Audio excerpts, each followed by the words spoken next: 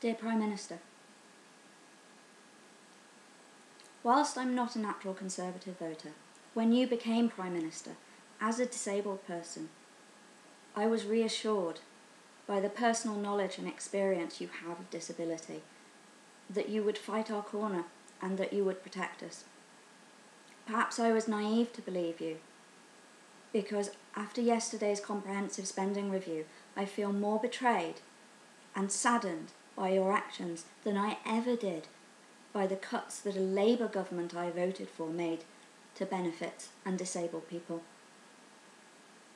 I've yet to look into the impact of the changes to housing benefit and to employment and support allowance and see how they'll affect me as an individual. At the moment, there are far more pressing matters. The removal of high rate mobility allowance from those adults resident in care homes is a decision so callous and so shocking in its disregard for the importance and expense of independence to people's lives that it leaves me lost for words. It's also left me without sleep as I pondered how could Ivan's father do this? I know you know. I know you know how hard it is. I know you know how great it can be. I know you know how much equipment costs, and I know that you could afford it. And I also know that you know most people can't. Living in a care home as an adult is a particularly vulnerable and difficult position to be put in. We know that there's a shortage of social housing in this country, and we know that it's a particular problem for adults with severe disabilities. There may not be appropriate properties in their area, and therefore the local authorities may have no choice but to place them as residents in a care home to provide the kind of support packages that they need to live.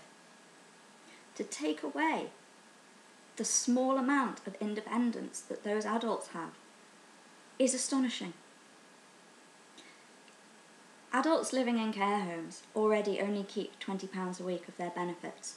Their high rate care allowance and their income support or incapacity benefit is all handed over to pay for the cost of their care.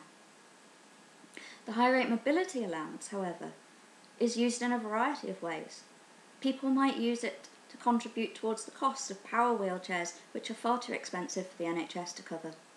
They might use it to fund a wheelchair accessible vehicle. They might even travel to and from work in that. Or perhaps in some cases, it'll go to fund accessible taxis, or some homes will pool the money and use it to fund transport for days out. Things that perhaps don't seem important on paper, but when you're an adult looking at four walls all day, every day, with no respite from that, such things are vital. I believed you, Mr. Cameron. I believed you when you stood there and you promised that you would always protect the most vulnerable in our society. And perhaps that's why, nearly 24 hours on from the announcement, I'm still shocked, saddened, and betrayed. I won't be affected by these changes, but I believe that the most important thing is to stand up for those who are more vulnerable than ourselves. I thought you believed that too. Your big society is a fantastic concept which builds upon those visions. Visions for a Britain that's different from today, where people are more involved and engaged. A Britain that would not turn its back on adults for the price of 135 million a year. A Britain that would not allow companies such as Vodafone to owe $6 billion in unpaid taxes. The most vulnerable are paying for this, Mr. Cameron, and I'm ashamed of you for it.